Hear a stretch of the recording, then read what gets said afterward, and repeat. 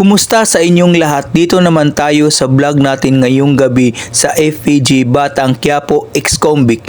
Unang-una sa lahat, ito ay teaser video lamang para ma-update sa Batang Quiapo. Huwag kalimutan i-follow at i-subscribe ang channel. Salamat po. Pumunta si Boss Basti doon sa mga customer na nang babastos ito kay Bubbles. At the same time, nagdala ito ng baril. Pero sa yung palad ay hindi umobra yung pagka-astig ni Boss Basti. Kaya ang ginawa dito, binugbog lahat ito.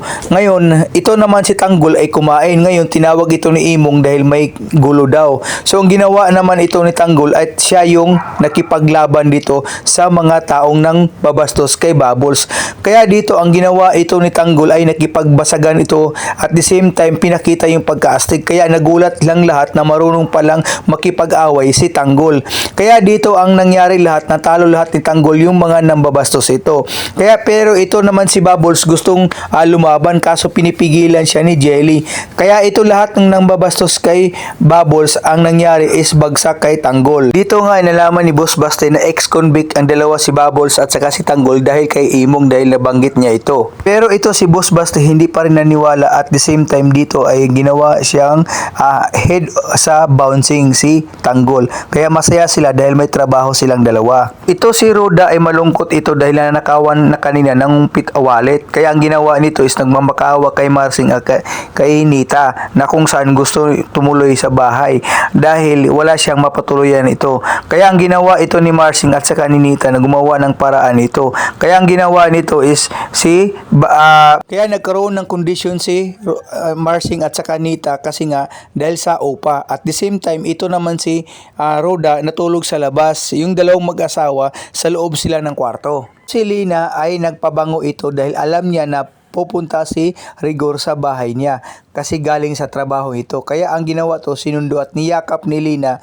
si Rigor dahil na-miss na niya ito. Naghandaan ito ni Lina si Rigor kasi nga gusto nilang kumain na silang magkasama silang dalawa.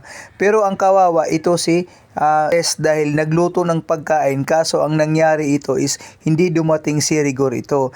Ito naman si Santino ay may gustong sabihin kay nanay niya. Kaso ang ginawa nito is dahil sa sobrang busy ito, hindi niya magawang mag-usap yung dalawang mag-ina. Nag-usap si Tanggol, si Jelly at saka si Bubbles pagkatapos ng pangyari ito at sinabing okay lang ba. So pati ito si Tanggol ay okay naman siya, pati din si Bubbles.